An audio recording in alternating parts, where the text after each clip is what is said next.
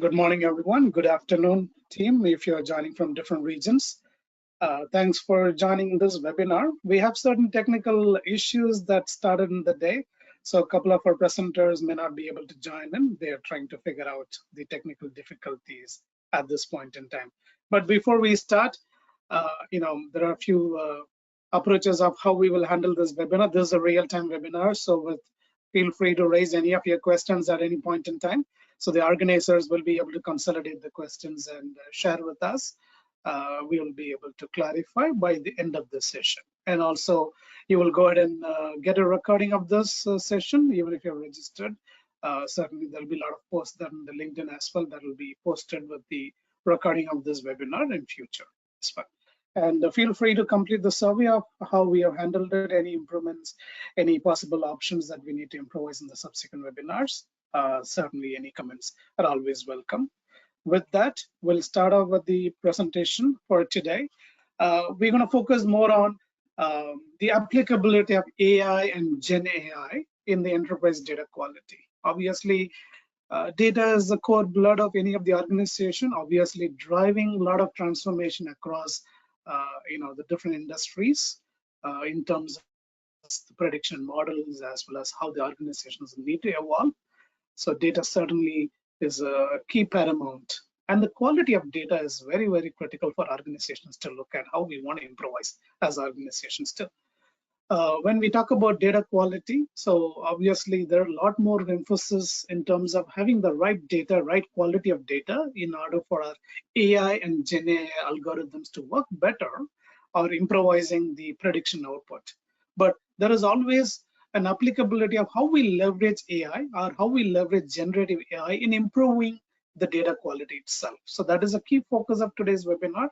So while we are going to look at the various dimensions of how Gen AI or AI use cases could be applicable within the data quality dimensions, and let me go ahead and introduce the presenters for the day as well.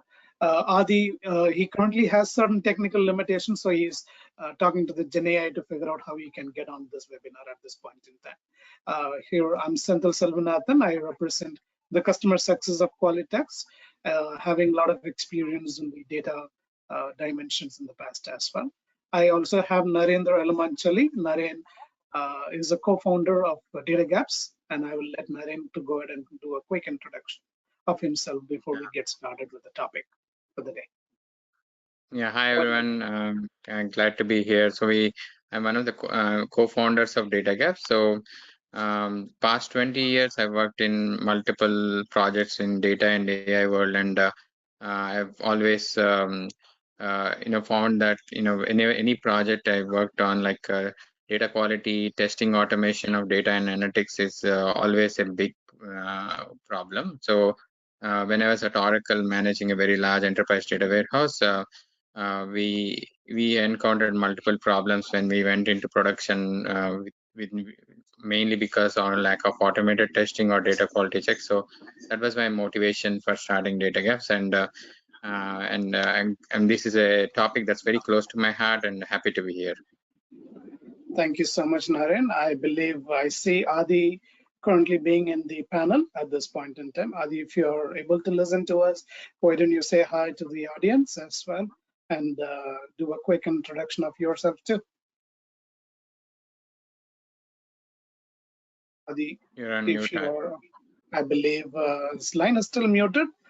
We will figure out if Adi can sort out some of his technical issues during the course of the webinar at this point in time. We'll move on with the topic of the day. But before we start with the webinar, the key topic of the day, we'll do a quick round of introduction about who we are, both Qualitest as well as Datagaps. Can you hear me? Introduction. Yes, Adi, we are switching back into your introduction. Go ahead. Finally on. So yeah, always a bit of trouble when we're starting the webinar, So yeah, let me do a quick introduction myself, right? Having 2 decades of IT experience, right? Predominantly, I work as a solution architect for many large enterprises solving their IT problems. So throughout my career, I worked as data architect, data designer, quality engineering role in various data technical platforms. right? Currently, in my role at Qualitest, I'm leading the Data Center of Excellence group. We are focused on helping our customer to build the trust on their data through our differentiated solution. That's pretty much basically what we do. And data has been always an integral part of my career, right? So generative AI, I know this topic is more about generative AI for data quality. My exposure to generative AI is pretty new. I come from more from the consumer side of the generative AI, right? So I continue to see what are the different use cases within data where we can effectively apply generative AI. Glad to be here. Sorry about the delay. Thank you so much, Adi, for getting on the panel. And we would love to hear your perspectives on Gen AI's use cases in the data quality world as well. Right. Before we start with the actual core content of the webinar, we'll quickly give a brief introduction about Qualitest as well as Datagaps. Qualitest is one of the world's leading AI-powered quality engineering firm. So having 9,000 employees around the globe supporting multiple organizations, delivering the optimized quality across the life cycle of quality engineering. So that is one of the key focus of Qualitest. With our significant investments with the AI solutions, AI and Gen AI adoption, not just for improving the test life cycle, but also testing the AI themselves, right? So with the key focus on those investments, we've been recognized by almost 9 analyst firms as a key leader. Please look out for the latest announcement from Forrester that came out last week announcing Qualitest as a key leader in the continuous automation testing services, way above many of the large service providers at this point in time. So there's a lot more focus in the industry in terms of what we do in terms of AI, as well as delivering solutions in AI and testing for AI as well. I'll let Naren do a quick round of introduction about Datagaps. Go ahead, Naren. Yeah, thanks, Sunil. So Datagaps was founded in 2010, and with the mission, like I was saying earlier, to automate the data quality monitoring and testing, and then including analytics also. Our main mission is to empower our customers with the trustworthy data analytics and AI. We do this using our suite of products called DataOps suite, and these are like automate your testing in QA environments and monitor your environment in the production, data reconciliation, data migration, analytics testing, automation. These are all popular use cases, but recently we have done a lot of work on helping automate your data quality checks using Gen AI. And we are rated as a top test management tool by a recent survey from Verified Market Report, as well as we have many top customers in multiple industry segments like healthcare, higher education, hospitality, finance, and even top advisory firm also. They all use our product, and because data is critical for no matter which industry you go in. So they all depend on our tool to make sure that the data quality is being monitored. Thanks. Absolutely. Thank you so much, Naren, for your quick introduction about Datagaps as well. Before we start, why do we think Gen AI or AI is very critical for all of us?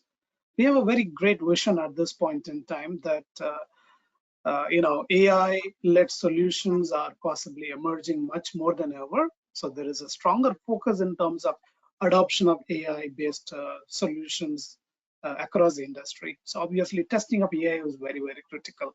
How do we deliver the right quality so that AI is trustworthy, AI, the ethical or responsible AI-based development could be achieved? So we have invested a pretty strong foundation at this point in time in delivering AI-based services.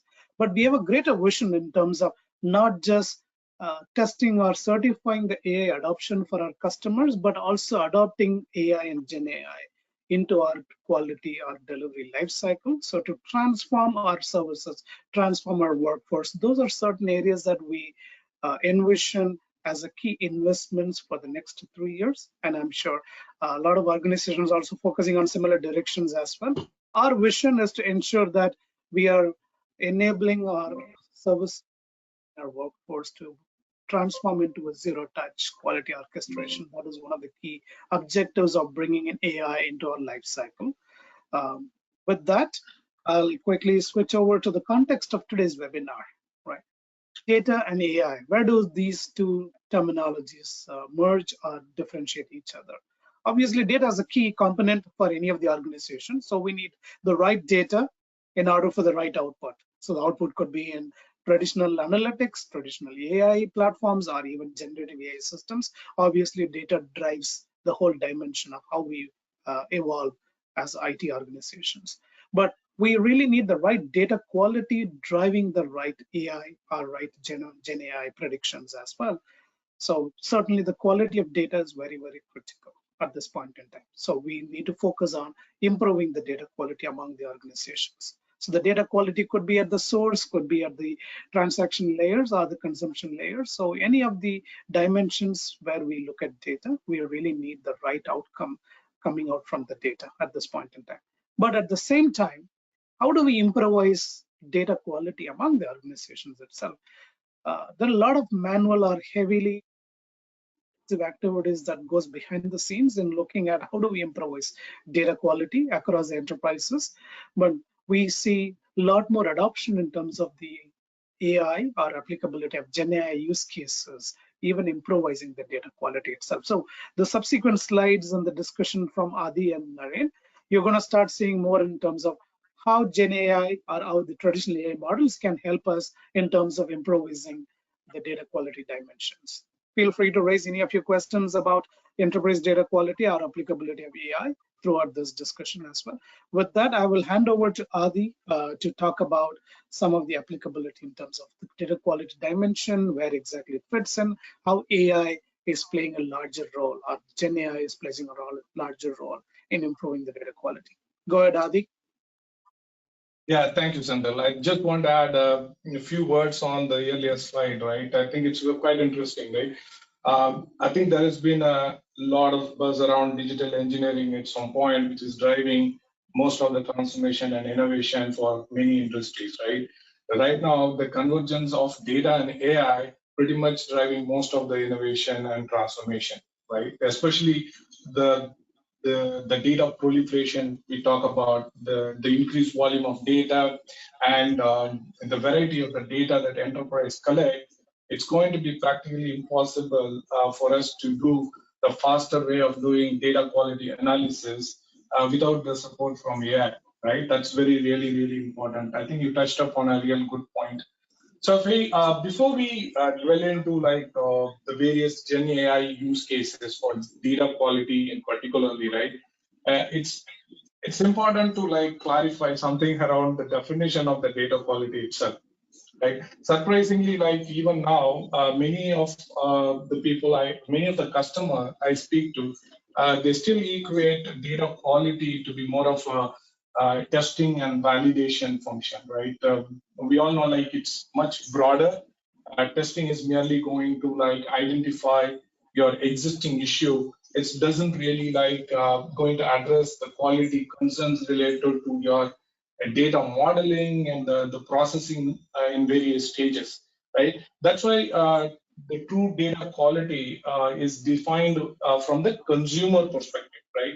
As long as your data meets your consumer needs, and we can call that data to be in a required level of quality, right? And that's what the term fit for consumption has been widely accepted in the industry, saying like, okay, fit for consumption is what defines the data quality appropriately for any enterprise organization, right? So what you really want to do is within an enterprise, which we have done in many customer, like you have to have a proper data quality framework that converts your consumer data quality requirements into more of formal quality rules and standards, right? To like quantify that or give an example to that, right? Let's say like you have a marketing team who is looking for like a customer, a specific segment of data, meeting specific geolocation and age category. You want to make sure like the customer data that you have is complete in terms of having the required geolocation and age detail, along with the privacy consent from the customer itself, right? But then only like you can properly service your data consumer needs. So that's why like data quality definition, I mean, most of the customer like equate data quality to be like a specific to certain project or program. But when it comes to enterprise, we have to see the holistic view of how the data quality within your organization really works, right? Any thoughts on that aspect, Narit, from your experience? Yeah. Yeah. So, for example, the fit for consumption is the key here. Like you mentioned, like 100% data quality, whether it's possible. I mean, yeah, we can assess the data quality, like you said, but do we need to have 100% data quality? It's not really may not be needed based on the requirement for the consumption, right? And it may not be possible also.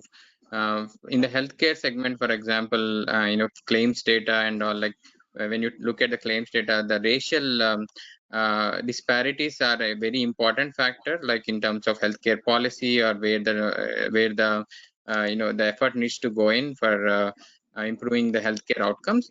But the racial disparity, the racial information itself at the point of creation of this data, whether it's a provider's office or something like that, there is no motivation for the people to enter that that information. So that impacts the data quality process or the racial analysis in the later aspects, right? So the but there may be some other things that are there in the data that for a particular use case that is helpful. So the main thing is the assessment that we do should be important. Like when someone is consuming, they understand that the data quality is not 100%, but they need to have a report along with the data. Every data that they data set that consume, they need to have a report on.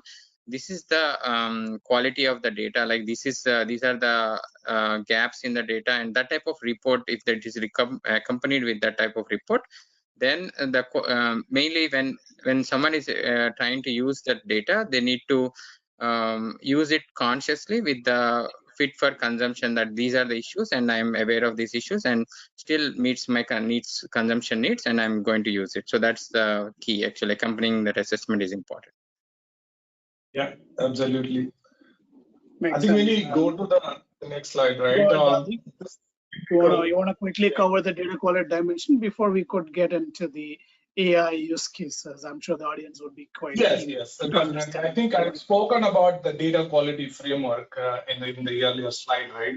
But there is a foundational data quality dimension that we always talk about, right? A lot of audience would have seen the 6 various data quality dimensions pretty much everywhere. But these all attributed only to the value dimensions of the data, right? But there is another aspect that we also looking to have a holistic view in terms of model dimension and in terms of like the consumer dimension. If you click on the next two times, you should see. So this basically gives the entire holistic view of the data quality dimension, not just looking at your value alone. You also look at the model. When you're designing your data model, it considers the data quality requirements, right, in terms of granularity and flexibility it can provide for you. And same way, like when the data is presented to your consumers, you want to make sure like they understand the data that is being provided to them, right? So all this becomes like a foundational elements that will go into your data quality framework. You can standardize the way the quality rules are being defined using these dimensions, right? So it's really important to understand this. We can move on unless you have anything to add. I think let's jump into generative AI, right? We discussed about data quality in detail, right? When you talk about generative AI, everybody is talking about generative AI, right? So there is a lot of hype around how generative AI can do this and do that, right? From my experience, there are 2 key capabilities that I come across, which is really important and provides the required unique capabilities for AI to be applied for numeric use cases. One is the context aware of generative AI, right? It is able to understand the relationship between your data, and it is also able to understand the patterns that is available within the data that is being used to identify the anomalies, data inconsistencies, and error, right? So those are the two key aspects I feel like generative AI is really helping out in terms of bringing this uh, identifying the data quality problems much more intelligent and faster way than your traditional rule-based system, right? So generally, like if you talk about large data set, how we would do traditionally the data quality analysis, either we use SQL queries or manual viewing of how the data being presented. But with generative AI, you can do this like half of time, lesser than what you would spend in your manual effort. Yeah, just to add to that, so generative AI can be used is definitely good in automating some process, definitely, but it's not the answer for everything. So just a word of caution that I want to mention, because it's good in certain, it's accurate to some extent in, let's say it's not accurate for 5% of the time, right? 95% of the time it's good. That what about that 5%, right? Is that acceptable to not have that 5% or not? And what are the use cases where generative AI really shines, and how can we ensure that when you use generative AI to and then there is some amount of human involved, obviously, to verify the output of the generative AI, to ensure that we are not missing on that 5%. That's also very important, I would say. Excellent. So Naren and Adi, what is your perspective in the 3 C's, right? The data creation, data consolidation, data consumption, layers, how the data progresses in the organizations. Why don't we articulate the applicability of AI and Gen AI use cases that we could potentially adopt in improving the data quality dimension? Yeah, I think what we are seeing here is like a more simplified and generalized view of what the enterprise data lifecycle would look like, right? So typically, like what would happen is the organization will originate the data, like it gets created or acquired at source, and then it gets passed on to like for further data processing and consolidation, right? Again, I'm just generalizing this. I'm not just purely talking about data analytics platform or data warehouse platform. It's just a general data flow within your organization from upstream to downstream. So once it is processed and consolidated, then it gets moved on to the data consumption layer where it gets integrated to your downstream application, or it is provided for your data consumer to consume this data for you, right? So typically this would happen in multiple iteration within enterprise. What would typically we will term it as data lineage or data flow, what we would call it. So what happens is in today's time, the data flow in between these stages is happening much more faster than what we have seen earlier, right? Oftentimes, it's more of a real-time streaming. So what you need is more faster way and quicker way and smarter methods to ensure data quality, moving beyond your manual batch-based data quality validations, right? So it is critical to think about the shift left mindset of data quality here, right? As long as you can fix your data quality problem upfront, you save cost and you save your effort, right? As it moves on to the further stages of your data life cycle, it becomes much harder and you will be repeatedly fixing the same issue and it is definitely costing you more, right? So with individual stages of this life cycle, we can think about like many Gen AI use cases where you can apply effectively in each of these areas, right? I'm going to talk about the data creation part, right? We have done a lot of work in this area, especially synthetic test data, right? Like how organization generally perform test data management, right? So they would take a production copy. Either they will apply like an exception to the compliance security team, and then they still use the data as it is in your production environment, or they would apply any kind of sophisticated tool to do the masking and put it into production. This all takes a lot of time, right? So synthetic data is been a solution for a very long time, but so far we have always been using rule-based synthetic test data generation, right? And which is causing a lot of trouble, and which had limitation in terms of like making sure that data are consistent when you are generating them for your enterprise applications. And that's where like GenAI can come in and understand um, the statistical distribution of various data sets and produce much more production-like data is where like you can use GenAI is in one of the use cases. Apart from that, you could use GenAI for like validating your data modeling in terms of like whether it is following the standards, um, the the policies that has been set within your enterprise, and especially like I'll give a real-time example that would be much easier. Like in data modeling and data mastering, right? There was one client I was working for as an IT engineering manager. They were a manufacturing company, right?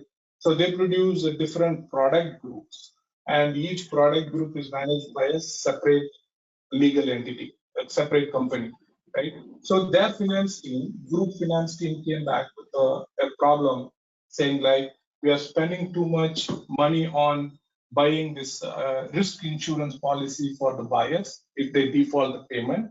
And also today, the way they track the payment is really being messy because a lot of the buyers were duplicated. So the payment being tracked in multiple ways, which is kind of like impacting their cash inflows also. It was a very serious problem, right? So what we have done is we looked at, first of all, we assessed and discovered like what was the root cause of the problem. Then we found out like each of these individual companies were maintaining their own buyer master, right? With different namings, and it doesn't really match. And each of them tracking their payments and paying insurance premiums separately. So the solution we came up with is like integrating or consolidating all these individual buyers into like an MDM based data construct through which all other systems are integrated. So you have one common center buyer master, and we also have to like apply AI algorithm to like consolidate some of the duplicate data that we had. So after that, we streamlined this buyer master that has significantly improved the way of tracking their payment that is due from the buyers. It improved their cash inflows, and also like it has really reduced the amount they paid for the risk premiums. So I mean that's the great use case that you can have for data. I believe the data consolidation area, Naren, I think you would have done case studies for your customer. Would you like to add something on that end? Sure. Thanks, Adi. So basically, pretty much this is like creation, consolidation, consumption. All these are like typical to any data pipeline, right? So, and then every area that we are listing here, starting from the ingestion, when the data is being ingested to the pipeline, to as it gets transformed and to the consumption layer, right? Every area that we are listing here can can be used to improve or either complement or supplement whatever process you have, or or even sometimes replace what a manual effort is involved. An example is when you take the data quality rules, right? So data quality rules, creation of the rules and maintaining them is a very tedious process.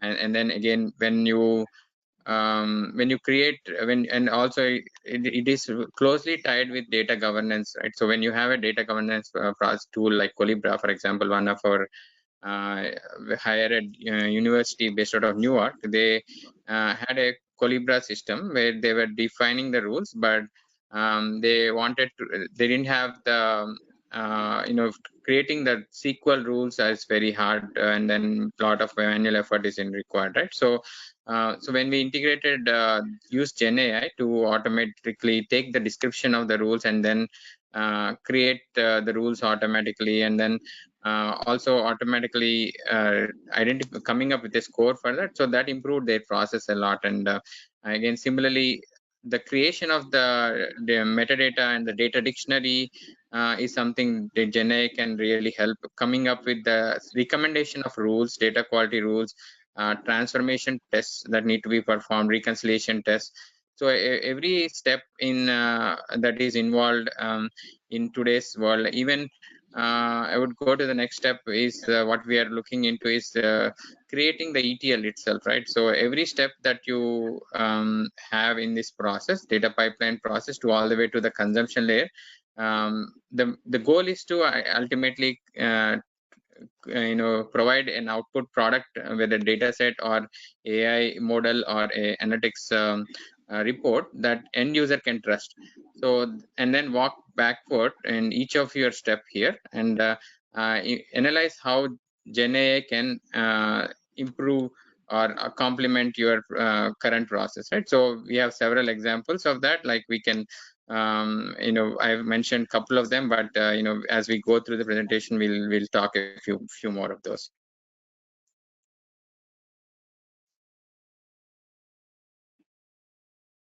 Yeah. So this so this slide basically extends the thoughts that Adi have and mentioned about the shift left methodology, right? So there are two ways I look at the shift left methodology. One is when data is produced, at that time itself, if you are able to identify the data quality issues using Gen AI, and then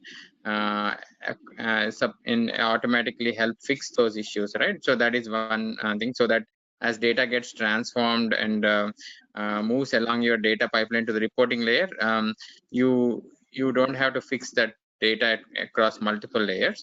The another key factor is that how good is your DevOps process or BI ops process in your environment, right? So if you take analytics, a simple analytics use case, for example, here the same thing is applicable for AI also.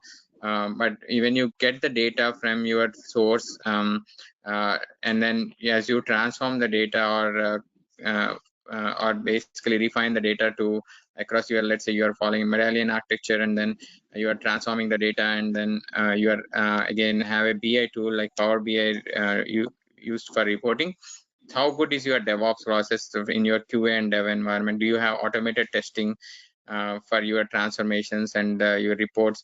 You have automated regression testing, and then how so it all starts with the mapping document. For example, one feature that we recently added to our product is that you have a mapping document, and then that's typically a data analyst or business analyst creates it, and use that mapping document to generate use and Gen AI to automatically generate your transformation test, as well as look at your report itself. For example, OpenAI today or Azure OpenAI, they are smart enough to understand both the PDF content of your reports from a regression standpoint. So what was the value before, and then what is the value now, and then does it make sense based on that? So, or let's say you made a change to your report, for example, and then you are pushing a new version of your report to across your DevOps pipeline.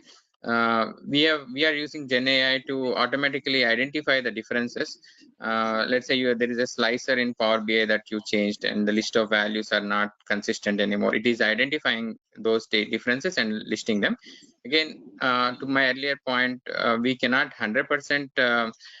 Gen AI for some of these use cases is complementary. It's not going to replace some of the automated tests we want to create. But at the same time, Gen AI, when it generates the tests itself, like for example, ETL tests or data quality rules automatically, some human, once it's verified, it makes it easy to verify those tests rather than create them manually. Then together that combination is very powerful, and it gives you 100% trust in your data, and that is being used in your analytics or AI layer. Yeah, I think, have you come across this Power BI Copilot, Naren, right, which is I think recent addition from Microsoft where they enabled Copilot for the Power BI also, right? It kind of helps you to like ask question against complex reports, which has like hundreds of widgets and dashboard snippets. It kind of summarizes nicely like what is there in the report, what are the key aspects that it wants to highlight. And along with that, it can also provide any anomalies in the report, right? So any like a statistically like completely deviating from the report, it kind of points out those kind of aspect also, right? So is those type of features are you able to use in Datagaps too, or you have a separate different solution for that? Absolutely. So the data observability has been around for a while that identifies the anomalies automatically. And this has been traditionally using traditional AI to identify the issues. Now what we are trying to what we are using is the Gen AI to automatically identify some of the anomalies. Like let's say Power BI has become such a big success. Uh, People are consolidating their BI and analytics into Power BI from multiple BI platforms, right? For example, even Tableau, they want to migrate, and then uh, it's a large project, and then we are Gen AI is really able to understand the report in Tableau and Power BI and compare and give you a summary of what are the differences. Even the layout is different, the look and feel, the numbers maybe formatted differently. So yeah, can we completely depend on that? No, not maybe not 100%, but we still need to validate the data is 100% accurate when we migrate from an existing BI tool to the next BI tool. But it definitely complements.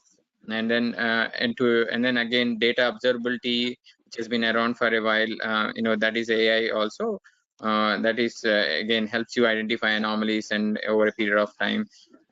If the data is not timely and things like that, it'll help you identify those things. Great, great. I think there is one more solution that we recently developed in Qualitest, right? Initially, I think what you have said about how we traditionally do the ETL testing, right? So we basically start from the data mapping sheet. From that, like we explore the existing database or talk to the developer to understand the structure of your data model and what kind of a transformation it is doing. So we kind of came up with this conversational based data analysis using GenAI. So it used an Azure OpenAI to like basically given a database, you will be able to do an automatic data profiling and then also like do a conversational queries around what kind of data exists within that database, which is really powerful, right? So what you're stating is also like really adds value for the existing data analytics team.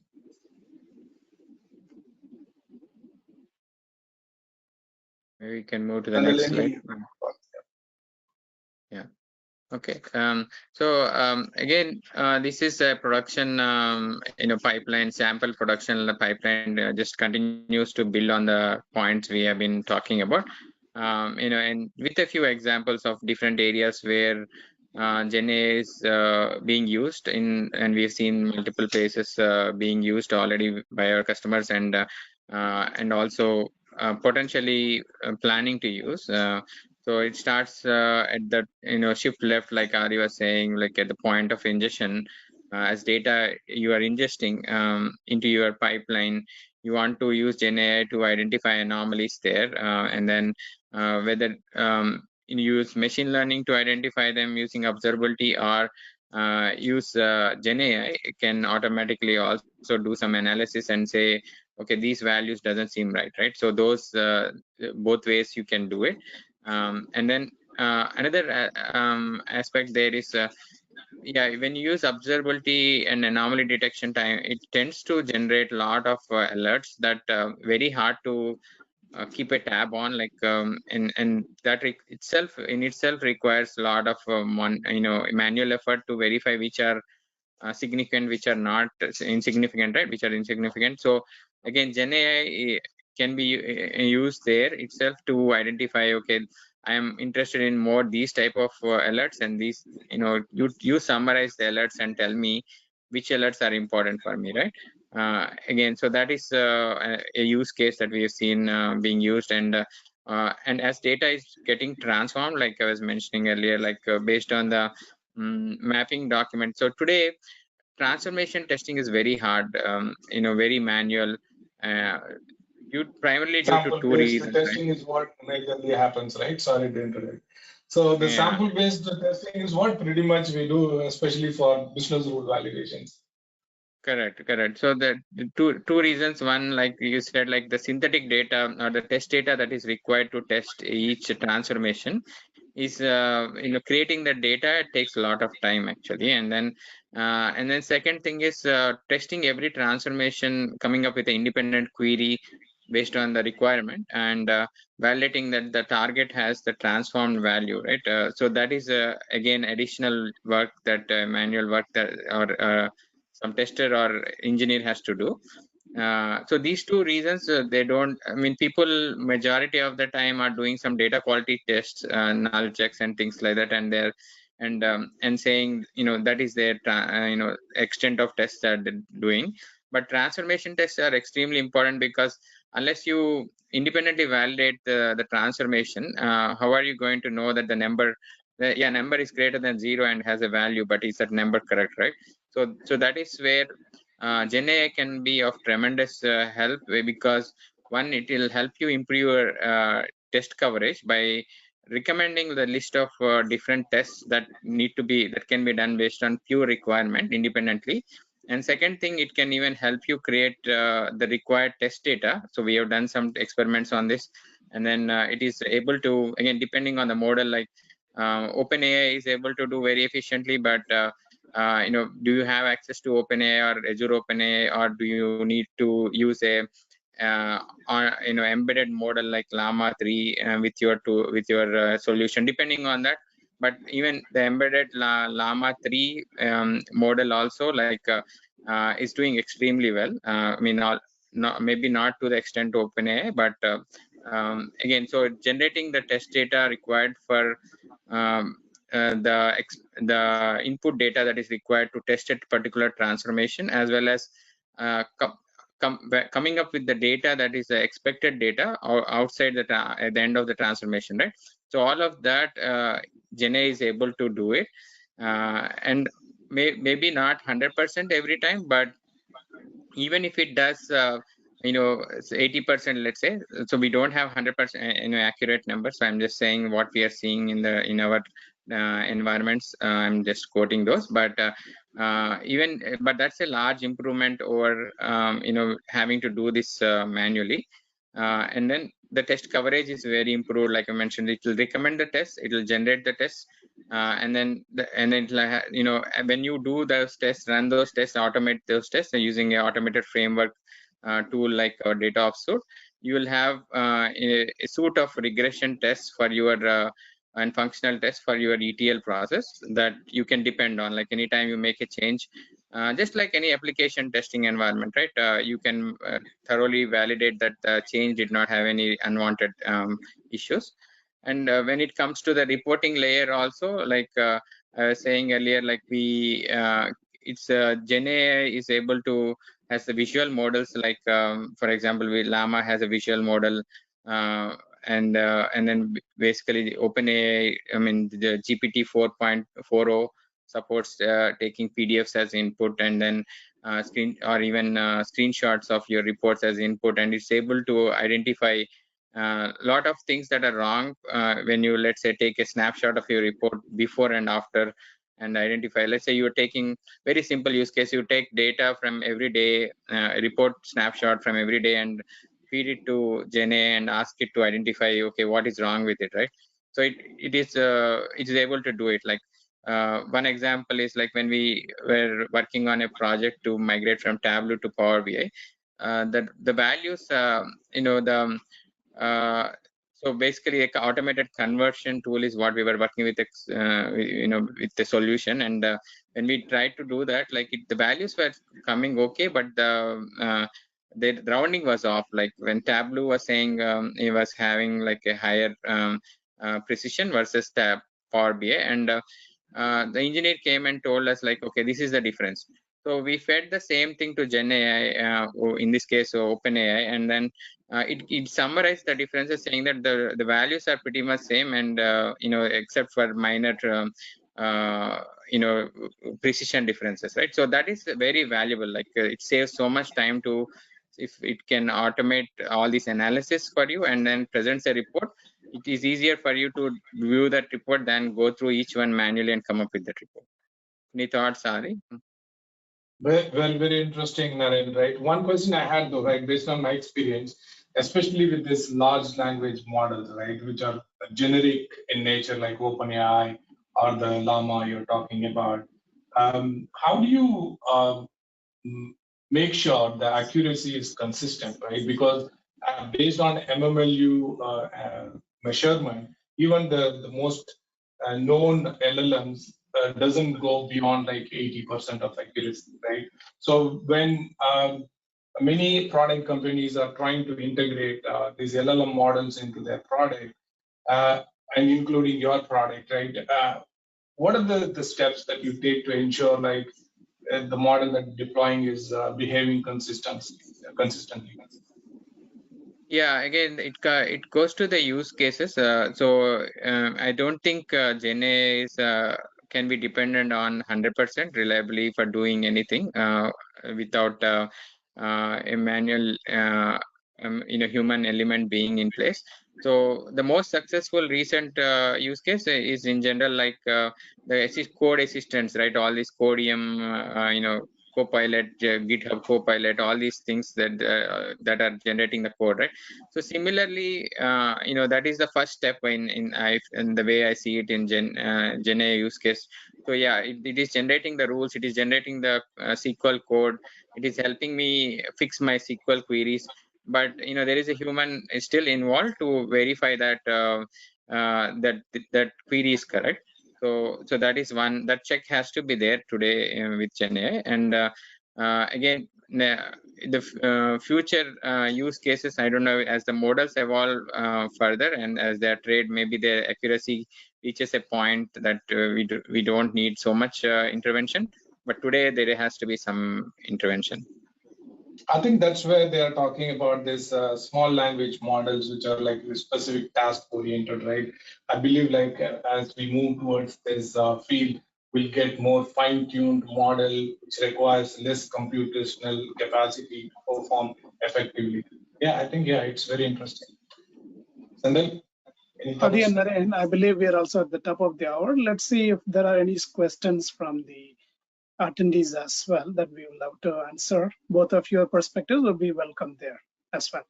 Shall we go ahead and publish any of the questions from the audience too at this time?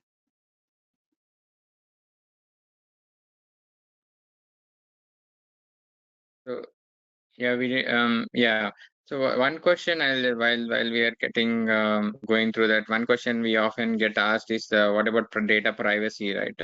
In Gen AI, yeah, you are trying to for the example I told, okay, you gave the PDF report to Gen AI, and then that report has confidential information, right?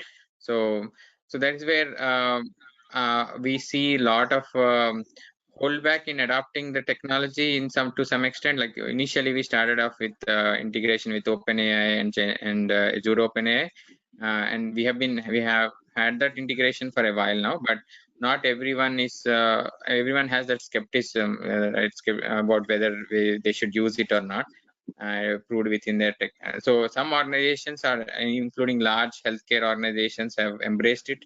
They are using it, and they are made their focus, their enterprise. Strategically, they are focusing on that area. But to basically address this concern, we are, to Adi was mentioning the small language models, right? So they are becoming very popular and very capable also. Like Llama 3, for example, is producing almost the same amount of output, same kind of output that we are expecting from GPT-4o in our test. Maybe not, not to exact. Of course, the GPT-4o is better in what we are seeing, but it might be still be sufficient and address your concerns about data going out of your enterprise. If you deploy Llama 3 within your enterprise, then it's not going out anyway. So, shall be any other questions that is coming from the audience that we'll have to address? With that, why don't we wrap up the discussion at this point in time? Thanks so much, Adi and Naren, for your perspectives. And if the audience have any specific comments or questions, so feel free to reach out to any of us. We'll be happy to support your queries. And certainly Gen AI, a lot of interest in terms of adopting these, a lot of concerns as well, but certainly some of the improvements and innovations that we have done in both of the organizations, we should be in a position to help out some of the implementation of what you're going through in these cases. All right. With that, thanks so much. Henry. Thank you, Adi and Thanks for having us. for your time. yeah, thank you, everyone. Thank you so much. Bye-bye. Thank you all. See you all. Bye.